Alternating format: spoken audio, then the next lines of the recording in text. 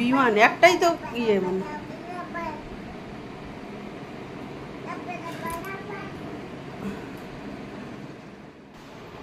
নমস্কার বন্ধুরা, কাছের বন্ধু ইউটিউব চ্যানেলে আপনাদের সবাইকে স্বাগত। তো আজকে আবারও চলে এসেছি একটি নতুন ভিডিও নিয়ে। তো আজকে আমাদের ভিডিওটা হচ্ছে আমি বর্ধমান থেকে বালুরঘাট চলে যাচ্ছি বাপের বাড়ি। এখানে অনেক দিন ছিলাম, 3 মাসের মতো। এখন বাড়ি যাচ্ছি।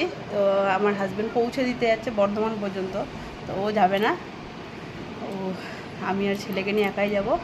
চলুন কীভাবে যাচ্ছি আপনাদের সাথে শেয়ার করব। এই যে আমার ছেলে বেরিয়ে ওর বাবার গাড়িতে বসে পড়েছে। এবার আমিও বসে এবার যাব মানকড় স্টেশনে। আমরা বাড়ি থেকে বেরিয়ে গেলাম। এবার বাইরে তো প্রচণ্ড গরম লাগছে। এর মধ্যে এই করতে করতে আমরা মানকড় স্টেশনে যে চলে এসেছি, ওই দিকে যাচ্ছি ওপারে। ব্যাগ সিঁড়িতে উঠতে হচ্ছে, হাঁপিয়ে গেছি, সিঁড়ি দিয়ে উঠতে হচ্ছে।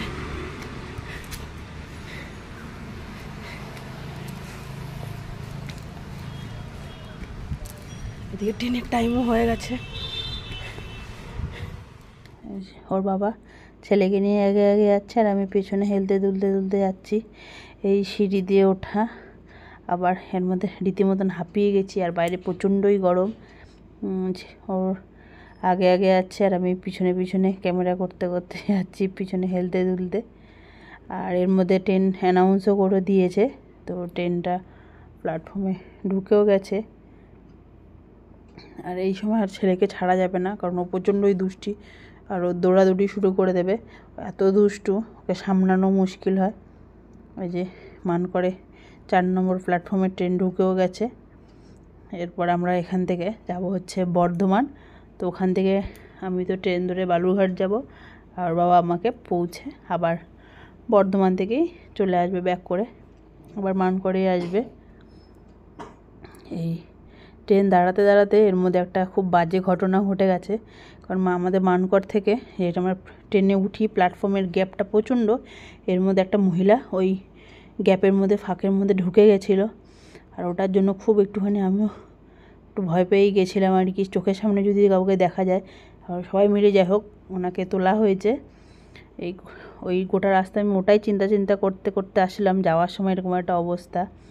এর মধ্যে আমরা বর্ধমানও চলে এসে যে আবার আমাদের 5 নম্বর প্ল্যাটফর্মে আর কি ট্রেনটা ঢুকেছে।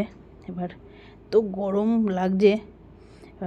5 নম্বর প্ল্যাটফর্ম থেকে যেতে হবে আমাদের 1 নম্বরে গিয়ে ওয়েটিংয়ে বসবো। এখনও ট্রেনে 1-1.5 ঘন্টা সময় আছে।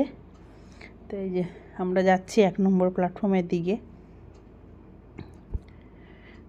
এখানে আর যাই হোক বর্ধমানে আসলে একটু সুবিধা, আর চলন্ত সিঁড়ি থাকাতে হেঁটে ওপরে উঠতে হচ্ছে না। তো ছেলে বা দৌড়াতে যাচ্ছে। আর গরমেও দেখুন, ওরও গেঞ্জি, ওর বাবার ওর দুজনেরই প্রচণ্ড ঘেমে গেছে। এর মধ্যে আমরা গিয়ে এখনও যেহেতু সময় আছে, তো কিছুক্ষণ গিয়ে ওয়েটিং রুমে আর কি একটু দাঁড়াবো। এরপর ওরা বসে আছে আর আমি একটুখানি শুকনো বিস্কুট, কেক এগুলো খাবার নিতে আসলাম। ট্রেনে খেতে হবে। আর ট্রেনে আমি বাইরের খাবার মানে ট্রেনের মধ্যে খাই না, অন্য সময় বাইরে ঘুরতে গেলাম সেখানে আলাদা। ট্রেনে যেতে একা একা যাওয়া আসা করবো, কেউ যদি কিছু খাইয়ে দেয় এই একটা ভয়ের ব্যাপার আছে। ওই জন্য কিছু খাবার নিয়ে ওরা তো বসে আছে, আমি কিছু খাবার নিই। এই যে আমরা ওয়েটিং রুমে 3 জনে এখন বসে আছি। এখানে যে ছেলে একা একাই খেলছে, দুষ্টু, নাক ধরছে, এই করছে ওই করছে, নিজেই খেলছে।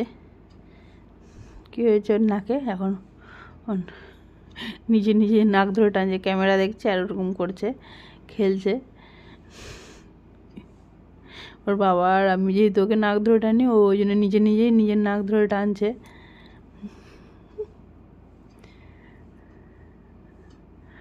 ওই যে আমি এরকম করে যেহেতু ধরি, আর বাবাও মাঝে মাঝে এরকম করে ধরে, ওই জন্য ওটা ও নিজে এরকম করে টানছে।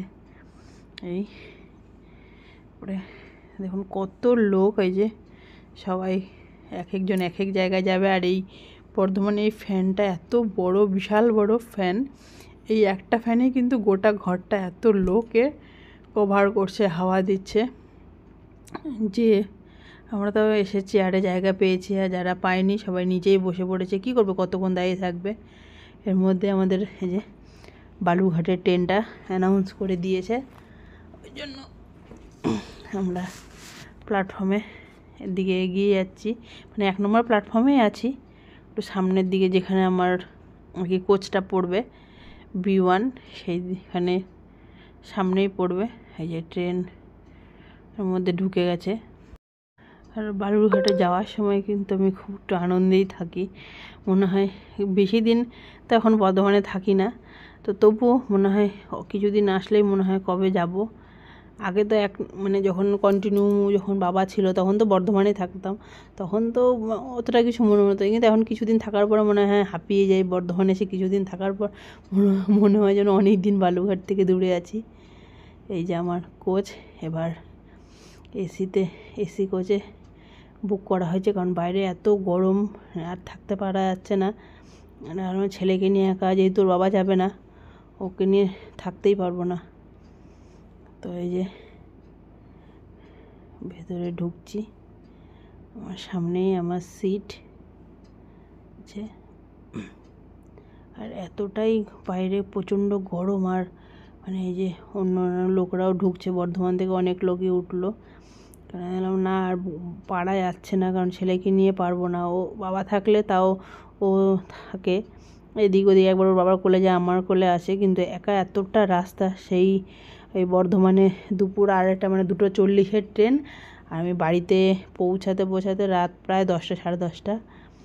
তো জন্য আপাতত তখন নিচে বসে আছে, আমার সিটটা ছিল ওপরে, তো যার নিচের সিট সে আবার ওপরে বসেছিল, জন্য আমি কিছুক্ষণ দেখলাম ছেলেকে নিয়ে। এই যে জামাটাও চেঞ্জ করে নিলাম, প্রচণ্ড ওর ঘামে ভিজে গেছিলো, চেঞ্জ করে নিয়ে ছেলেকে নিয়ে একটুখানি নিচে জানলার ধারে বসছি, বাইরের দিকে দেখতে যাচ্ছি। দেখে যাক, ভালোই হয়েছে। কোনো উপরে উঠলে তো বাইরের দিকে কিছু দেখা যাবে না, যেহেতু ওই দিকটা জানলা নেই, ওই জন্য এখন আপাতত নিচেই বসে আছি। নিচে বসে একটু দেখতে যাব, যদি ছেলে ঘুমিয়ে যায় তাহলে ওনাকে বলেছি আর কি, তখন আমি উপরে উঠে যাব। কারণ এই দিনের যেহেতু বাইরে রোদটা অনেকটাই আছে, তো নিচে বসে আছি জানলার ধারে, বলেছি উপরে উঠে যাব। আর এদিকে যেহেতু এসি কামরা, সবাই যে যার মতন মানে শুয়ে পড়েছে, ঘুমিয়ে। হয়তো এমনি জেনারেলে যেমন সবাই বসে থাকে, কিন্তু এখানে সবাই যে যার সিটে শুয়ে পড়েছে।